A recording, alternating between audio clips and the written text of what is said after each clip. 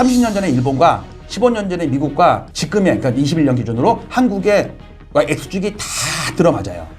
이걸 봤을 때 30년 전 일본이랑 15년 전에 미국, 스페인이랑 봤을 때 우리나라가 그 나라들보다 선진국이 아니거든요. 그렇죠. 그 나라 사람들이 멍청해서 부동산이 폭락한 게 아니에요. 그렇죠. 그러니까 우리도 따라갈 가능성이 되게 높아요. 인구 구조나 부채 구조나 봤을 때 한 발 떨어져서 자기의 마진이 위험에 노출되지 않게 관리를 잘 하셔야 된다. 신규로 들어가는 건 지금 진짜 위험하고 다주택자는 비중을 줄이시는 게 제가 볼 때는 안전을 위해서 몇 년 후를 위해서 좋다고 보통 생각합니다. 우리가 주식이든 부동산이든 간에 막 치고 올라가면 이게 더 간다라고 믿는 경향이 대다수입니다. 네. 더 간다고 했다가 또 폭락하잖아요. 자, 엘리엇 차트 신공 엘리엇님 모시고 대공황의 위기 또 부동산 폭락의 시나리오 이런 얘기에 대해서 한번 얘기를 나눠보도록 하겠습니다. 어서 오십시오. 안녕하십니까. 자, 지금 그나저나 대한민국의 부동산 가격이 21년부터 제가 고점이라고 계속 얘기를 했는데 지금 어느 지역은 21년 고점을 훨씬 넘어갔죠. 네. 또 21년의 고점을 아직도 회복하지 못한 지역이 거의 90% 이상입니다. 그렇죠. 네. 그래서 많은 분들이 이 얘기를 합니다. 잃어버린 20년, 30년을 겪는 일본의 부동산, 특히 동경의 부동산과 우리나라가 똑같다 라는 얘기를 하는데 이걸 데이터로 정확하게 한번 어떤 게 똑같고 어떤 게 틀린지 한번 체크해 보겠습니다. 우리나라 옆에 있는 일본의 30년 전, 그러니까 21년 고점을 기준으로 30년 전이면 91년일 거 아니에요? 예. 그때의 일본과 그다음에 15년 전인 미국 리먼 사태 때 예. 유럽, 요때랑 비교하면 비슷한 점이 한두 가지가 아니거든요. 예. 이건 제가 작년 연말에 나왔을 때 간단하게 얘기를 했었는데 그걸 잠깐 보고 인구 통계학적인 거랑 그다음에 가계부채랑 요거랑 관련돼서 좀 말씀을 좀 드리도록 하겠습니다. 네. 자, 이건 1955년부터 위에는 시가총액 상위 100개 아파트로 만들어진 리얼 인덱스 물가를 반영한 지수고요. 노란 거는 가계부채입니다. 아, 이게 미국 거죠? 아니 우리나라예요, 우리나라. 아, 이거 우리나라 겁니까, 지금? 1950년부터 된 데이터가 있어요. 아, 예, 예. 그러니까 하우스홀드 데트인데 이거는 GDP 대비 몇 프로냐 이거죠. 아하. 그다음에 파란 거는 기업 부채 비율. 합치면은 민간 신용이라고 그러거든요. 민간 부채 비율. 그렇죠. 근데 IMF 때 가계 부채는 한 50%도 안 됐었어요. 기업 부채가 113%까지 가면서 IMF를 맞아가지고 기업들이 도산을 많이 했거든요. 그렇죠. 계속 도산하면서 기업 부채를 경매로 돈을 회수해 가니까 당연히 부채 비율이 줄죠. 그렇죠. 그 대신 가계는 그렇게 위험하지가 않았었어요. 예. 근데 이제 2005년도 6년도 이후로 다시 늘면서 가계 부채는 꾸준히 늘었고 기업 부채도 100%는 넘지 않았지만 정체돼 있다가 2018년, 19년, 20년 이때 오면서 갑자기 늘어가지고 예. 둘 다 100%를 넘겼습니다. 아. 그래서 합쳐서 224%까지 늘어요. 맞아요. 최근 들어서 줄었는데 이것도 GDP 기준 연도를 바꿈으로 인해서 줄어 보이는 거죠. 줄어 보이는 거지 실제로는 제가 볼 때는 100%가 넘어 그 당시 기준으로는 100% 넘어 있어요 지금. 더 늘었죠. 예, 오히려 그때부터 더 늘었어요. 자, 왜냐하면 더 늘 수밖에 없는 게 가계부채가 하나만 간단하게 설명드릴게요. 예전에 10억짜리 아파트를 예를 들어서 절반은 내 돈, 절반은 대출받았다. 그러면 5억만 대출받으면 되죠. 네. 근데 10억짜리 아파트가 올라가지고 이게 17억, 18억, 20억 같단 말이에요. 그러면 내 돈 5억에다가 돈은 안 늘어났잖아요. 내 돈 5억에 나머지를 대출받아야 사거든요. 이 대출량이 늘어나니까 당연히 가계부채 늘어날 수밖에 없는 거죠. 부채는 경제 성장률 늘어나는 만큼 늘어나는 게 정상이긴 한데 예, 너무 그거보다 과도하게 늘어나면 GDP 대비 가계부채 비율이 확 늘게 돼 있거든요. 그렇죠. 그게 문제라는 겁니다. 이거 갖다 도식화해 보면 예. 요 까만 거는 생산 가능 인구 비중입니다. 전체 인구 중에 생산 가능 인구가 아니고 생산 가능 인구 비중. 예, 전체 인구가 줄는데 20, 30대가 더 줄어버리면 비중은 줄게 되는데 요 상투가 21년이에요. 맞습니다. 이미 지났어요. 예, 맞습니다. 이때 코스피가 상투를 쳤어요. 맞습니다. 그 다음에 서울 아파트도 상투치고 대부분의 아파트가 그보다 훨씬 떨어져 있어요. 근데 이 당시에 부채를 보면 아까 얘기했듯이 가계부채가 100% 넘었고 기업부채도 100% 넘었어요. 근데 합쳐서 220%가 넘었어요. 예. 과거 다른 나라를 다 보니까 210%가 넘으면 버블 붕괴가 시작이 됐어요. 이 기본 개념 하에 일본의 30년 전의 걸 보자고요. 91년. 아, 이거 진짜 궁금하다. 1991년인데 이때도 생산 가능 인구 비중이 줄어요. 예? 일본도. 일본의 인구가 우리보다 더 빨리 이제 감소하기 시작했으니까. 그렇죠. 대신 비중이죠, 비중. 절대 수치가 아니고 이러면서 아까 봤던 일본의 주택 가격 지수가 상투치면서 빠져요. 아, 진짜 일본의 주택 가격도 엄청난 버블이었군요. 네, 이러고 20년 빠지고 10년 옆으로 기다가 최근 들어서 조금 반등한 조금 거죠. 반등했죠. 예. 근데 이 당시에 부채를 보면요, 그 일본도 가계 부채가 그렇게 늘진 않았어요. 69% 정도밖에 안 됐어요. 근데 기업 부채가 147%예요. 가계가 투기를 한 게 아니고 기업이 투기를 했어요. 맞아요. 1890년대, 90년대 초 이거 아니에요, 일본이. 맞잖아요. 예. 아, 1980년대와 1990년대. 예. 이때 일본이 좀 많이 좀 기고만장했어요. 그쵸, 막 뭐 동경을 팔면 일본, 뭐 미국을 얼마 산대느니 만드느니. 동경 팔면 미국 땅 다 산다 그랬잖아요. 그랬었죠. 그만큼 버블이 있었는데 네. 합치면은 210%가 딱 돼요. 이때 보니까 214%까지 갔어. 214%인데 우리는 지금 더 많잖아요. 우리는 220%까지 갔다가 최근 최근에 조금 줄은 것처럼 보이죠. 그렇죠. 예, 어쨌든 버블 붕괴가 터질 때의 상투를 보면 인구 구조랑 민간 부채랑 항상 비슷한 상수를 쳤는데 여기서 보시면 부채가 늘죠. 주택이 빠지는데도 가계부채가 늘죠. 자, 주택 가격이 빠지니까 가계부채 빚을 더 내서 또 사는 거죠. 더 사는 정부에서 더 받치느라고 더 부채를 더 늘려줘요. 그렇죠. 우리나라랑 똑같잖아 지금. 좀 전에 봤을 때도 아파트가 21년인데 상투 치고 빠지는데 네. 23년, 24년까지도 계속 늘어요. 맞아요. 이거 우리나라도 똑같은 거 아니에요 지금? 근데 이때 가계부채가 확 줄잖아요. 기업부채도 줄고 가계부채도 줄고. 예. 이게 왜 그러냐면 아파트가 20, 30% 폭락하면 그때부터 경매가 본격적으로 시작이 돼요. 아. 은행에서 대출 회수가 되는 거죠. 그렇지. 연장을 안 시켜주고 회수가 되면서 그러니까 자연적으로 부채 비율이 줄어든다. 그러니까 이게 나쁜 부채 감소죠. 돈 벌어서 갚는 게 아니고 반대 매매 나가갖고 우리 스탁론 주식으로 하다 보면은 신용 털리는 게 다 이러는 거랑 똑같은 맞습니다. 거거든요. 예. 자, 그러면 이건 30년 전이고 예. 15년 전이 2006년 말에 있었던 미국의 생산가능 인구도 거의 고점이죠. 똑같네요. 예. 그 다음에 케이스 실러 지수도 실질 지수입니다. 예. 상수치고 빠지고 이때는 파란색은 기업 부채예요. 기업 오히려 부채는요 기업 72%고 예. 가계 부채가 98%까지 가요. 미국도 예. 왜 그러냐면 그때 서프라임이라는 사태가 서프라임은 기업한테 준 게 아니거든요. 개인한테 준 거예요.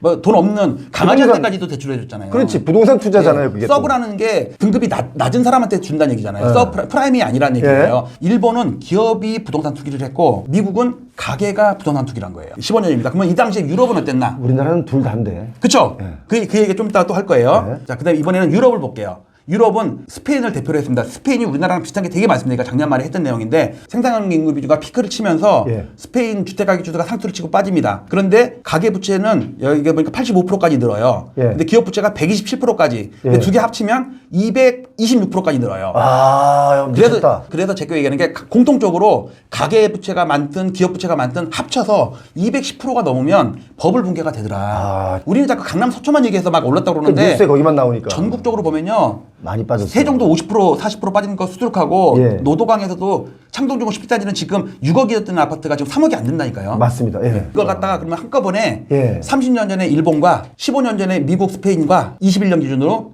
21년에 다 X축을 맞춰볼게요. 예. 그러면은 그 당시에 그 전 세계적으로 15년마다 반복되는 어떤 사이클을 알 수가 있는데 자, 요거는 주택 가격 지수입니다. 예. 2021년에 10월 달에 서울 아파트가 상투 쳤잖아요. 예. 미국은 2006년 말이고 일본은 1991년이고 예. 이걸 다 축에다 맞춘 거예요. 그럼 그러니까 다른 지표들도 따라오겠죠. 예, 예. 자, 그러면 요거는 민간 부채. 예. 가계랑 기업이랑 합친 거. 여기 이게 요게 200%거든요. 요게 200%. 다 200% 넘었을 때 상투 치고서 지금 빠지고 있단 말이에요. 야, 한국과 스페인이 1등이네 뭐. 예, 지금 우리도 지금 살짝 빠지는 걸로 나오잖아요. 예. 이건 2021년 기준이기 때문에 그런 거예요. 예. 그다음 밑에 거는 생산 가능 인구 비중. 대충 이 정도가 상투잖아요. 예. 이거는 추계로 다 알 수 있는 통계청에 나와 있는 거거든요. 그렇죠. 자, 지금까지 본 걸 한꺼번에 모아보겠습니다. 이렇게 돼요. 30년 전에 일본과 15년 전에 미국과 지금의 그러니까 21년 기준으로 한국의 X축이 다 들어맞아요. 이걸 예. 봤을 때 30년 전 일본이랑 15년 전에 미국, 스페인이랑 봤을 때 우리나라가 그 나라들보다 선진국이 아니거든요. 그렇죠. 그 나라 사람들이 멍청해서 부동산이 폭락한 게 아니에요. 그렇죠. 그러니까 우리도 따라갈 가능성이 되게 높아요. 인구 구조나 부채 구조나 봤을 때 지금 현재 보이는 휘황찬란한 모습에 도취되지 마시고 예. 한 발 떨어져서 자기의 마진이 위험에 노출되지 않게 관리를 잘 하셔야 된다. 신규로 들어가는 건 지금 진짜 위험하고 다주택자는 비중을 줄이시는 게 제가 볼 때는 안전을 위해서 몇 년 후를 위해서 좋다고 보통 생각합니다. 우리가 주식이든 부동산이든 간에 막 치고 올라가면 이게 더 간다라고 믿는 경향이 대다수입니다. 네. 더 간다고 했다가 또 폭락하잖아요. 요즘에 보니까 그 조기 대선 이 시즌에 테마주에 올라타신 분들이 있어요. 이 테마주에 올라타신 분들 10배가 올랐거든요. 10배 올랐는데 그때 사가지고 더 간다는 분들이 있거든요. 지금 오히려 다시 다 하락하고 있거든. 누군가는 항상 보면요. 그것들의 결말이 10년, 20년은 주식장을 보면 안 예. 좋았어요. 맞아요. 누군가는 막차를 타가지고 영원히 씻을 수 없는 그 피해를 볼 상처가 수가 되는 있으니까 거죠. 예. 조심해야 되고. 자, 그러면 이번에는 아까 봤던 일본 30년 전에 1991년에 일본 부동산을 조금 더 세밀하게 보도록 하겠습니다. 네. 구글에다가 일본 부동산 버블 붕괴라고 검색을 하고 그래프를 찾으면 이런 식으로 나옵니다. 이렇게 예. 많이 나오는데 이 중에 대표적인 걸 보면 요게 좀 대표적인 거예요. 중앙일보에서 나온 건데 이걸 좀 확대시켜 보면 1910년부터 일본의 땅값이 나와요. 49년부터 89년까지 40년 동안 52배 올랐다는 얘기가 나오는데 예. 요 잘 보시면 요게 73년 오일 쇼크 때입니다. 그리고 이건 91년 상투질 때예요. 예. 자, 이거는 일본 땅값 또는 일본 주택 가격이랑 거의 그래프는 비슷해요. 똑같죠. 자, 그런데 이거는 일본이란 말이에요. 예. 근데 동경은 그래프가 많이 달라요. 근데 그거를 우리나라에서 최초 공개하신 분이 있어요. 표창원 씨랑 좀 이름이 비슷한데, 예. 근데 그분이랑 성이 같은 분인데, 같은 표시인데. 예. 표영호. 맞아요. 제가 이거를 공개했다고요? 예. 지난번 4월 1일 날 녹화를 할 때 예. 이 화면을 저한테 보여주셨어요. 맞아요. 제가 이거 그러니까 보여드렸어요. 마치 누가 게스트고 누가 사회자인지 모르게 혼자서 막 떠드는데 예. 전 이걸 보고요. 식은땀이 쫙 났어요. 왜요? 제가 처음 보는 차트예요. 왜냐면 일본 전체 차트는 수없이 많이 받고 데이터도 있거든요. 예. 근데 동경 차트만 따로 본 건 처음이에요. 진짜요? 예. 그날 밤에 가갖고 예. 날밤을 새고 이 데이터를 구하느라고 이게 자존심이 상한 거죠. 저는. 표영호가 이런 걸 다 보여주네, 이런 거. 저는 그렇게 안 봤는데. 진짜 내공이 있구나. 저도 나름대로 제가 엘리언님만큼 이 어떤 여러 가지 데이터 차트를 보지는 않지만, 자료가 많지는 않지만, 저도 이런 자료가 있으면 보는데, 솔직히 깜짝 놀랐어요. 왜 놀랐냐면, 저 차트를 처음 본다고 말씀하시는 것이 놀랬고, 표영호가 어떻게 저걸 봤지라는 생각을 하셨다는 게 놀랐어요. 네. 그렇게 안 봤는데. 그렇게 안 봤는데. 저 공부 많이 해요. 여기 자막을 보면요. 예. 여기도 보시면 여기도 이미 한번 올랐다가 다시 내렸다가 이게 쌍봉을 얘기하는 거거든요. 그렇죠. 여기도 한번 내렸다가 올랐다가 다시 오는 거. 위에 거는요. 저 기억난다. 이거 레지덴셜 랜드 프라이스고요. 그러니까 이거는 거주용 토지 가격이고요. 예. 이거는 주택 가격이에요. 동경입니다. 동경. 예. 일본이 아니고 동경만이에요. 그리고 여기 있는 거는 콘도미니엄이라고 나오거든요. 예. 콘도미니엄 우리나라의 아파트 같은 거죠. 그렇죠. 그 대신 얘 데이터가 2008년부터밖에 없어요. 예. 그날 밤에 와이프가 고생했어 했는데 그 말도 안 듣고 그냥 PC부터 앉은 거예요. 그러니까 막 아무리 검색해도 안 나오는 거예요. 새벽 3시인가 드디어 찾았어요.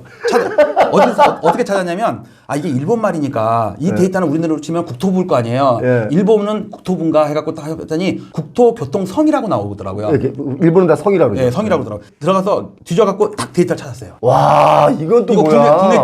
일본 최초는 아니고 국내 최초입니다. 이거. 예. 여기 전국 내셔널 와이드입니다. 재팬입니다. 일본. 우리가 맨날 보고 있는 게 일본이에요. 레지덴셜 랜드 디태치드 하우스 이게 주택 가격입니다. 예. 이건 주택 땅값. 땅값이고 예. 요거는 우리로 치면 아파트 콘도미니엄. 예. 2008년부터밖에 데이터가 없어요. 예. 실망이죠. 왜냐면 저는 91년에 그 모양을 좀 쌍봉을 보고 싶은데 예. 여기는 2008년밖에 없잖아요. 그렇지, 못 보지. 예. 근데 여기도 의미가 있는 게 2008년부터 2024년 지난 연말까지가 최근 데이터입니다. 예. 그러니까 15년이 지난 16년이 지났는데 땅값이 112포인트가 118포인트가 됐어요. 112만 원짜리 땅이 6만 원 올랐어요. 그렇지. 16년 동안 일본이 워낙 빠졌다가 올랐으니까 잃어버린 20년이 얼마나 참혹했는지 여기서 알 수 있고. 그렇죠. 치가 떨리는 겁니다, 사실은. 저는 또 열심히 해갖고 또 동경을 또 이제 찾은 거예요. 동경을 찾았는데 진짜? 요겁니다. 도쿄. 대박이다, 진짜. 동경도. 이 데이터는 아마 우리나라에서 처음으로 공개할 거예요. 저도 처음 보는 자료인데요. 일단 자, 이거 하나 말씀드릴게요. 동경도라는 얘기는 우리나라의 서울입니다. 네네, 서울이죠. 자, 서울이라고 생각하시고 보시면 되겠어요. 근데 운 딱 보니까 얼마나 반가웠냐면 1984년부터 데이터가 있는 거예요. 얘는. 예. 아까 여기가 1984년이잖아요. 예. 동경이잖아요. 예. 그러니까 지금 여기도 당연히 1984년부터 있었겠죠. 예. 왜냐면 이 데이터를 근거로 그래프를 일본 사람이 만든 거를 표 대표님이 인용을 한 거니까. 그렇죠. 맞습니다. 그래서 여기 보니까 레지덴셜 랜드가 있고 동경입니다. 예. 주택 가격이 있고요. 역시 아파트가 그다음에 있고요. 아파트는 2008년도밖에 없기 때문에 의미가 없어요. 저한테는. 예. 그리고 이거는 주택 종합입니다. 땅값, 주택 가격, 콘도미니엄까지 다 합친 거. 예. 자, 저는 중요한 게 주택 가격입니다. 땅값보다도. 그래서 이거 갖다가 데이터를 다운받은 상태에서 일단 드래그를 해가지고 기본적인 차트를 한번 만들어 봤더니 예. 표 대표님이 보여주는 거랑 똑같은 차트가 보이는 거예요. 와. 그 대신 이거는 연말까지 최근 데이터까지 된 거죠. 자, 이걸 갖다가 저는 제 L차트 프로그램에다가 넘긴 다음에 방송을 위해서 제가 캡처를 해온 게 있습니다. 자, 요게 1965년부터 예. 자, 여기 연두색이죠, 연두색. 요게 우리가 맨날 보는 일본 부동산 주택 가격 지수예요. 실질 지수입니다. 그 대신 여기 예. 리얼이라고 써 있어요. 리얼입니다. 73년도 이후에 5일 쇼크 때문에 빠졌다가 반등했는데 예. 내가 알고 싶은 건 요거였거든요. 표 대표님이 쌍봉. 보여준 거, 쌍봉. 예. 자, 근데 요 밑에 거는요, 명목 지수입니다. 명목. 물가를 반영 안 한 거예요. 예. 자, 위에 거는 물가를 반영한 겁니다. 세계적으로 비교하거나 과거랑 데이터 비교하려면 물가를 반영해야지 비교가 되거든요. 예. 그런데 여기는 분명히 고점을 넘겼는데 이때는 고점을 못 넘겼잖아요. 예. 일본이 물가가 그렇게 많이 오른 나라가 아니거든요. 그러니까 큰 차이는 아니지만 일단 고점이 낮아졌어요. 그런데 제가 필요한 거는 요 데이터가 아니라 요 데이터입니다. 87년 11월이라고 나오고 폭락을 했잖아요. 한 번 폭락. 이때가 미국 블랙먼데이 때문에 빠졌더라고 보니까. 그 다음에 반등했다가 90년 10월 달에 먼저 상투치고 얘는 91년 1월 달 3개월 후에 상투치고 잃어버린 20년이 시작이 된 거예요. 야, 이게 근데 사람들이 여기서 다 속은 거예요. 네. 많이 속았어요, 여기서. 왜냐하면 이제 여기서 더 올라간다, 이렇게. 치고 올라갔다고 생각하니까. 근데, 그러니까 지금 우리나라랑 같다는 얘기를 제가 여러 번 드린 이유 중에 하나가, 여기서 이제 우리가 지금 다 속고 있는 거란 말이에요. 제가 볼 때는. 지금이랑 비슷해요. 이게 이렇게 말이 20년이죠. 20년 동안 집값 하락하면 2개월 하락해도 다 힘들다 그러는데. 그렇죠. 2년도 아니고 20년 동안 하락했으면. 그리고 여기 잠깐 반등한 거 보이죠? 예. 그때가 그 노무현 대통령 버블 세븐 할 때 서프라임 직전이거든요. 2005년부터 4년 5년부터 뜨기 시작했는데 일본 전체적으로는 빠지는데 동경만 우리나라 똑같다. 서울만. 지방은 다 빠지고 대구, 부산 다 빠지는데 서울만 오른 것처럼 이때가 이랬다고. 일본도 동경만 그랬어요. 여러분 이 장면을 여러분 진짜 잘 보셔야 됩니다. 이거 지금 차트가 막 나오니까 어렵다고 생각하지 마시고 그냥 오디오만 들어도 됩니다. 오디오만 들어도. 우리가 21년에 상투 치고 빠지고 있잖아요. 전국적으로. 근데 서울만 좀 올랐잖아요. 부산, 대구 빠지고 세종도 빠지고 다 빠지는데 일본도 지금 빠지고 있어요. 또 빠지고 있는 거예요? 근데 콘도미니엄만 오른 거예요. 아파트만. 아파트만. 그러면은 이런 현상이 90년 전후로 해서 상투를 쳤는데 우리가 또 시사성을 얻어야 될 거 아니에요. 그래갖고 미국 그 주택가격 지수랑 우리나라 지수랑 주가랑 좀 비교를 해봤어요. 일단 90년 상투를 치기 전에 89년 말에 니케이가 상투를 치거든요. 자, 이게 파란색이 니케이입니다. 39,000 찍을 때예요. 니케이가 먼저 상투 치고 또 다시 한번 부동산이 그 다음에 상투 치고 도쿄가 상투 치고 그 다음에 일본 전체가 상투 치고 니케이가 12월 달에 상투 치고 10개월 후에 동경이 상투치고 그보다 3개월 후에 일본이 상투치고 잃어버린 20년이 주식이든 부동산이든 다 버블 붕괴가 된 거예요. 그리고 물론 지금 반등할 때는 니케이가 반등하고 콘도미니엄 반등하고 아파트도 전체적으로 땅값이든 완만하게나마 반등을 했죠. 요즘 어떤 말씀하시는 분들이 있냐면 일본 가봐라. 일본 집값이 얼마나 비싼지. 일본 아파트값 많이 올랐다라는 얘기를 많이 해요. 어떤 분들이. 저한테. 당연히 2년 전, 3년 전, 5년 전보다 많이 올랐겠죠. 최근 요 그래프에 보면 요 부분이잖아요. 요 많이 올랐어요. 올랐는데 얘가 아직 30년 전 가격을 못 들었어요. 그 정도란 얘기입니다. 동경이에요, 동경. 이게 뭐 일본 전역이 아니라. 그러면 이제는 일본과 미국과 우리나라의 1990년 전후를 한번 비교해보고 지금과도 또 비교를 해보는 그래프를 제가 또 이렇게 만들었습니다. 음영은 그동안 보셨던 것처럼 미국의 리세션 기간입니다. 구간. 침체 구간이고요. 그다음에 요 주황색은 서울 아파트 실질 지수고요. 하늘색은 케이스 실러 미국 주택가격 지수입니다. 이 전전 시간에도 얘기했듯이 기준금리가 급격하게 내리면서 저축 대부조합 사태가 90년 초반에 벌어졌거든요. 지방은행들이 엄청나게 파산을 했어요. 근데 미국 지방은행이 파산하면 일본에서 기업들이 미국 투자를 많이 했단 말이에요. 록펠러 빌딩도 사고 막 그랬단 말이에요. 맞아요. 그때 상업용 부동산 이게 폭락을 하면서 일본도 같이 붕괴가 됐을 거 아니에요. 둘 중에 하나라도 오르면 오른쪽에서 돈 빼갖고 손해본 쪽 메꿀 수가 있는데 다 같이 폭락해버리니까 도미노식이 돼버린 거예요. 그렇지. 자, 연쇄 부도가 나오는 거죠. 이때 제일 먼저 상투를 친 게 미국의 케이스 실러 주택가격 지수가 폭락을 먼저 시작을 합니다. 그러면서 이때 리세션 구간이 되면서 금리를 급격하게 낮춰요. 그러면서 아까 했던 니케이가 상투치고 동경이 상투치고 일본 전체가 상투치고 그 다음 해에 91년 4월 달에 서울 아파트가 상투칩니다. 우리나라 전체적으로. 그 다음에 잃어버린 20년이 시작됐는데 우리는 8년 빠지고서 반등을 해요. 왜 그러냐면 미국이 8년 빠지고 먼저 반등을 했거든요. 뒤따라서 우리도 반등을 해요. 미국 따라갔네요. 근데 일본은 계속 빠져요. 왜 그러냐면 얘네는 버블이 심했거든. 지금 우리가 강남 3구는 막 치고 올라가도 노동항이 못 오르는 이유가 2020년, 21년에 영끌들로 대출을 엄청 받았기 때문에 반등하려고 그러면은 반대매매가 나오고 반등하려고 하면 경매가 나오고 이자 못 내서 팔아야겠고 그래서 반등을 못하는 거랑 일본이랑 똑같은 거예요. 엄청나게 대출을 받아가지고 기업들이 부동산 투기하다가 물려있는 것들이 1년, 2년 버티다가 못 버티는 건 나오는 거거든요. 자, 근데 문제는 여기서 시사점이 뭐냐면 일본이 아까 얘기했듯이 여기서 명목 지수는 전고점을 살짝 넘었는데 실질 지수는 못 넘었다고 그랬잖아요. 근데 지금 요거 주황색을 보면 지금 서울 아파트만 보면 전고점까지 왔거든요. 근데 실질 지수로 보면 전고점을 못 넘었어요. 왜냐하면 우리나라가 일본보다 물가 상승률이 더 높잖아요. 그러니까 고점이 더 훨씬 더 낮아요. 일본은 고점이 큰 차이가 이렇게 많이 나질 않는데 근데 요 기간이 한 3년 정도 돼요. 우리도 마찬가지예요. 우리가 지금 딱 3년 한 몇 개월밖에 안 돼요. 맞습니다. 그래서 저는 걱정이 일본처럼 그동안은 외봉인 줄 알았는데 표 대표님 쌍봉 이론처럼 우리도 혹시 일본 30년 전을 따라가는 거 아닌가 그런 우려가 돼가지고. 자, 쌍봉의 의미를 제가 이제 간단하게 좀 설명을 드리면 이 쌍봉이 왜 나오냐면 뭔가 올랐다가 떨어지면 항상 이 반대 구간이 나와요. 이젠 다 사도 되겠지.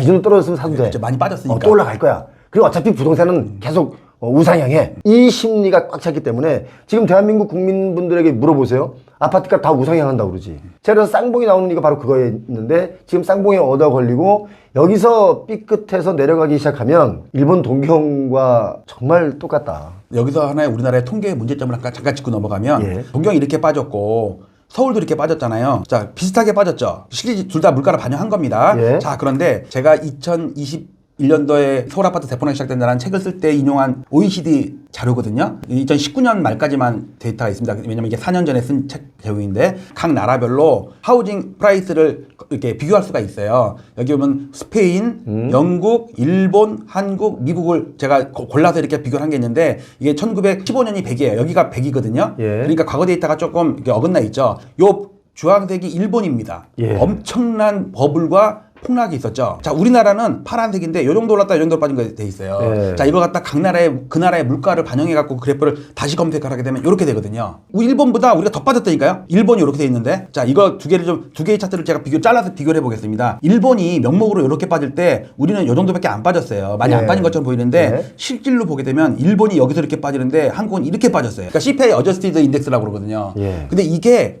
가짜예요, 가짜. 왜요? 왜 그러냐면 KB의 전국 주택 매매 가격 지수, 왜냐면 OECD에 올라가 있는 건 서울께 올라가 있는 게 아니거든요. 전국 주택이에요. 아파트도 아니고 전국 주택에 다 합친 거. 이거는 86년부터 데이터가 OECD에 올라가 있어요. 이걸 보면 정상적으로 보이는데 이거를 물가로 나눠 놓으면 여기 실질 지수가 제가 만든 겁니다. 이렇게 보시면요. 이걸 좀 진하게 볼게요. 이렇게 진하게 볼게요. 주택 가격 지수가 86년보다도 낮고 한 7년으로 돼 있어요. 예, 말이 안 돼. 말이 안 되죠. 말이 안 되죠. 왜 그러냐면 이걸 보면 알 수 있어요. 자, 요거는 소비자 물가 지수입니다. 파란 거는. 여기서 한 15년 동안을 보면요. 주택 가격 상승률이랑 물가 상승률이랑 똑같아요. 우리나라가? 예. 말이 돼요? 말이 안 되잖아요. 그러니까 물가가 1년에 2% 올랐어요. 네. 2, 3% 오르잖아. 3, 4% 그럼 많이 뭐 집값도 이렇게 올랐다는 얘기예요? 그러니까 이 당시는 주택은행에서 국가 통계를 대행하는 민간 단체 기관이었거든요. 예. 그 데이터들이 OECD에 그대로 올라가 있고 국가 통계 공식 통계에도 올라가 있어요. 잘못된 정보가 올라가 있는 데이터가 올라가 있는 거예요. 주택 가격이 너무 많이 올랐다고 그러면 30% 올랐다고 그러면 사람들이 막 데모하고 막 그럴 거 아니에요. 못 살겠다 그러는 게. 그러니까 막 2%밖에 안 올랐다고 3%밖에 안 올랐다고 그런 거예요. 그게 40년 동안 누적이 되다 보니까 저런 가짜 그래프가 이런 가짜 그래프가 나오는 거예요. 이건 창피한 얘기예요. 이거는 OECD에 지금도 올라가 있어요. 아니 지금 솔직히 이 그래프 보고 사진 보고 우리가 이랬어요라고 하면 아무도 안 믿죠. 그러면 누가 믿어요? 전 세계적으로 다 그래도 물가를 반영해도 이렇게 오르잖아요. 이렇게 예. 빠져도 일본 같은 특이한 경우가 빠졌는데 우리는 잃어버린 뭐 100년이에요. 이 정도면. 그러니까 이런 걸 보면 사람들이 이 그래프 안 믿지. 여기 보면은 한 15년 동안은 옆으로 실질 가격이 옆으로 기능이 나거든요. 빠지지도 않고 오르지도 않고. 예. 왜 그러냐면 그러니까 분자가 오르는데 부분도 똑같이 오르니까 나누면 1이 되는 거예요. 그러니까 이게 엉터리 데이터인데 이게 국가 공식 자료에 올라가 있다. 있고 해외 OECD에 올라가 있으면 해외에서 우리나라의 주택 가격을 볼 때 얼마나 틀린 정보를 얘기하겠어요. 틀린지도 모르죠. 그냥 이렇게 망한 줄 알죠. 그러면 마지막 정리 차원에서 서울 아파트랑 요 위에 거는 서울만입니다. 명목 지수예요. 네. 밑에 거는 물가를 반영한 겁니다. 예. 물가를 반영해도 제 데이터이기 때문에 우상향으로 나오는 게 정상이에요. 예. 물가보다 훨씬 올랐기 때문에 물가가 올랐어도 아파트 가격이 더 올랐기 때문에 우상향이죠. 네. 자, 이거를 엘리어트 파동을 정리를 하면 제가 91년 노태우 상투랑 IMF 직전의 상투랑 쌍봉 형태 비슷하다고 그랬죠. 이건 6년 차이입니다. 그다음에 리먼 사태 났을 때 2008년의 고점과 2009년에 잠깐 대득개 파운스 한번 했었거든요. 맞아요. 이때 이게 살짝 넘었거든요. 예. 그리고 지금은 딱 고점까지 와 있어요. 전국적으로는 한참 밑에 있고 노도강은 한참 밑에 있지만 서초 이런 데가 많이 올랐기 때문에 서울 아파트 전체적으로는 약간 쌍봉 비슷해요. 예. 근데 과거에 두 번의 무너질 때 보면 91년에 노태우 상투가 무너질 때 이 1차 지지선이 무너지고 나서 6년 동안 후에 2차 지지선이 무너지면서 IMF가 왔거든요. 그러니까 4년 오른 거를 4개월 만에 뺀 거예요. 예. 그 다음에 리먼 사태 나타나기 전에 여기서 1차 지지선이 깨지고 나서 리먼 사태 나와서 급락했다가 반등했죠. 그럼 요 새로운 지지선이 생겼을 거 아니에요. 예. 요걸 깨면서 3년 동안 저축은행 사태가 벌어지면서 부동산이 폭락을 했었어요. 예. 자, 그다음에 이번에는 2022년 5월 달에 윤석열 대통령 취임할 때 요게 무너졌어요. 그 다음에 22년 말에 대폭락을 했었죠. 그렇죠. 그 다음에 지금 꾸역꾸역 지금 특례론, 신생아 특례론, 그 다음에 토호제풀 그래가지고 어거지로 좀 올려갖고 예. 2차 지시선을 지금 만들고 있어요. 그렇지. 근데 만약에 이게 무너져버리면 예. IMF 사태라든지 예. 저축은행 사태라든지 이런 폭락, 즉 2차 폭락, 본격적인 하락 시파가 시작된다고 저는 보는 거예요. 아, 그러면 얘가 차트가 여기까지는 내려올 수 있다는 얘기인데요? 요 정도까지만 내려와도 실질 지수로는 엄청나고 노도강이나 지방 같은 경우는 더 큰일이 나는 거죠. 그동안 빠진 게 있는데 더 빠지는 거니까. 더 빠지는 거니까. 이때 보시면 전부 쌍봉의 형태인데 전고점의 평행선과 2차 지지선이 꼭점이 만났을 때 똑 부러졌죠. 그다음에 여기도 작은 미니 쌍봉의 고점과 그다음에 똑같죠? 2차 지지선의 고점과 만나는 꼭지점에서 뚝 부러졌죠. 예, 근데 얘도- 지금 딱 만나고 있어요. 아, 25년이 이래서 위험하다. 그래서 25년이 그래서 위험한데 이번에 공유형 뭐 정부에서 아파트 그 나왔죠. 지분 공유형. 공유형인가 뭔가 1억 가지고 10억짜리 산다는 얘기. 예. 이게 또 바치려는 거예요. 그러니까 이제 돈을 빌려주고 대출 해주다 그것도 이제 못 받으니까 청년들 20대들에게 집 사는 것도 막 해주다가 이제 빚을 더 이상 못 빚을 내주니까 못 내니까 이제 그 반은 국가가 돈을 대겠다 이거죠. 돈을 댈게 그냥 아주 기본적인 이자 2% 내고 나중에 이렇게 하고 혹시 이게 비싸져서 가지고 팔아서 이익이 나면 또 나라와 반반 나누자 이런 거잖아요. 이게 뭐냐면 없는 수요를 만들어내는 거예요. 그러니까 자꾸 뭔가 집을 사게끔. 돈 없는 사람한테 특례론 내주고 이제 이해 갈 수 있어요. 근데 지금 또 없으니까 신생아 특례론 해갖고 애 나면 또 돈 빌려줄게 해갖고 또 재작년에 한번 펌핑했어요. 올해는 그 토지 화재를 갑자기 확 풀면서 또 펌핑을 했어요. 무너질만 하면 올리고 부러질만 하면 올려요. 언제까지 할 수 있냐 이거예요. 마지막이라는 거예요. 예. 제가 볼 때 마지막이다. 1955년부터 파동을 연구하다 보면 파동의 흐름뿐만 아니라 기간까지 파동이랑 딱 들어맞는 경우가 많거든요. 예. 일단 이거는 1955년부터 연봉입니다. 실질지수예요. 서울 아파트의 실질지수를 연간으로 표시한 겁니다. 예. 여기를 보시면 61년에 고점이 한번 나타났고 이게 5.16 구대당 쿠데타에 났을 때거든요. 예. 91년에 노태우 상투입니다. 예. 그다음에 21년 이거는 문재인 상투예요. 정확히 보시면요. 30년이에요.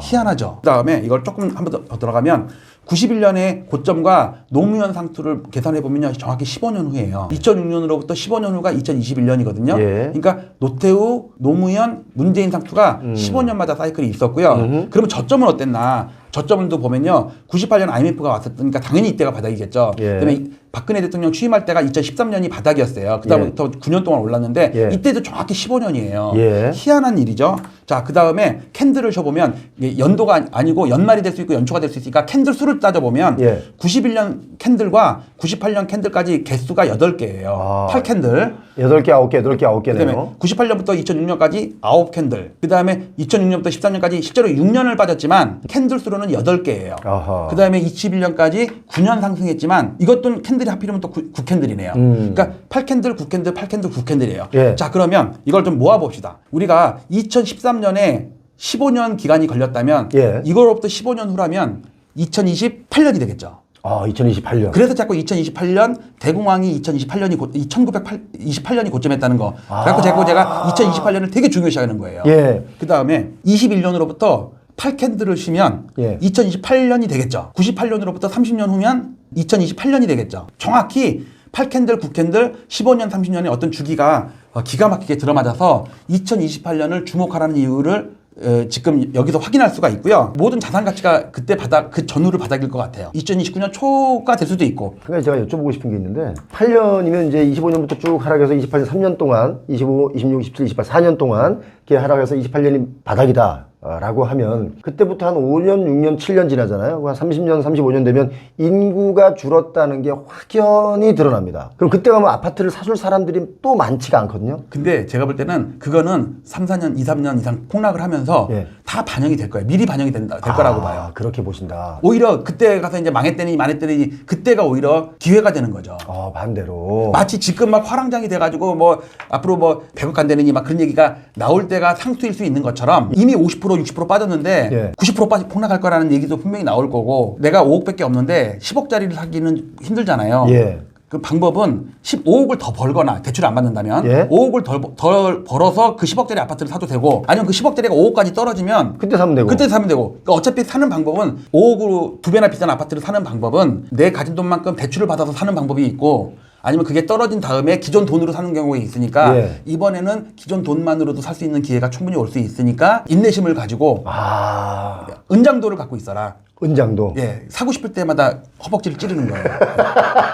왜냐면 임장을 가보거나 부동산 계약서 쓰는 거 보면은요, 막 불끈불끈 막 사고 싶은 생각이 들 거에 뻔하거든요. 맞아요. 근데 문제는 이게 3개월 오를 수 있어요, 사고 나서. 근데 문제는 2년을 봐야 될 거 아니에요. 아무리 빨리 팔아도 2년은 지나야지 팔 수 있으니까. 그때 되면 더 하락할 수 있다. 예, 그러니까 지금 한 2~3달 이걸 보고 한번 6개월, 1년을 보고 생각하지 말고 2년으로 보라 이런 얘기하고 예. 마지막으로 지금의 위험성이자 기회인 거를 마지막으로 얘기하면 좀 전에 봤던 추세선을 열심히 분석을 한 겁니다. 예. 그러니까 제가 볼 때 1차 지지선, 2차 지지선, 뭐 쌍봉 이 얘기를 했단 말이에요. 요게 일반적인 서울 아파트 명목 지수입니다. 자, 추세선을 좀 전에 봤던 1차 지지선 깨지고 2차 지지선 깨지고 요렇게 삼각형이 모이고 나서 똑 부러진 거. 예. 그다음에 이건 미니 쌍봉인데 예, 2차 지지선 삼각형. 깨지고 나서 3년 빠지고. 예. 근데 지금 1차 지지선은 그 윤석열 대통령 취임하면서 무너졌었다가 지금 반등했거든요. 예. 서울 아파트니까 그나마 센 거예요. 예. 근데 지금 2차 지지선을 간들간들 올라가고 있거든요. 예. 화려하게 올라가는 것처럼 보이지만 큰 차트로 보고 로그 차트로 보면은 야금야금 올라가는 거로 보여요. 예, 예. 근데 이게 지금 꼭지점이 모이고 이때처럼 살짝은 넘을 수 있어요. 근데 문제는 얘가 무너져 버리면 특히 이거를 정리한 게 이거예요. 이건 전국이거든요, 전국. 예. 전국은 지금 간들간들해요. 서울 아파트는 되게 센단 말이에요. 5대 광역시는 이미 무너져 있거든요. 여기 추세가 다 무너져 있어요. 전국만 안 무너진 게 서울 때문에 안 무너진 거예요. 이게 무너져 버리면 요게 1차 폭락이거든요. 이게 2차 폭락이 온다는 얘기야. 이런 게 또 온다는 얘기야. 근데 지금 이게 전국적으로 서울까지 포함해서 이렇게 위험한 구간이기 때문에 상당히 조심해야 된다. 그리고 마지막으로 제가 관리하는 데이터로는요. 월중 고점은 4월 달도 살짝 오를 수가 있거든요. 예. 근데 월중 고점으로는 3월 달에 이미 고점이 나온 것 같아요. 지금 서울 아파트 3월달 고점이었어요. 부동산에서 발표하는 거는 매주 오르잖아요. 부동산으로서 발표하는 게 3개월 정도나 한 그쵸, 2개월 그쵸. 정도 후행하거든요. 네. 후행하니까 이제 그 발표를 보는데 지금 실질적으로 직접 임장 가고 체감하고 현장 가서 가격을 물어보면 저희들이 갖고 있는 데이터로는 지금 다시 4월 들어서 가격이 약간 떨어지고 있다. 네. 그 거래가 많이 줄고 있다. 이건데 오늘 제가 우리 엘리언님 차트 이 말씀을 듣고 나서 또 한 가지 여러분께 주장하는 게 뭐냐면 뭔가 다시 반등 오고 뭔가 더 뛴다라고 할 때가 지금 굉장히 위험한 때니까 21년처럼 무분별하게 달려들지 않으셨으면 좋겠다. 그때보다 좀 더 위험한 것 같아요. 그죠? 네.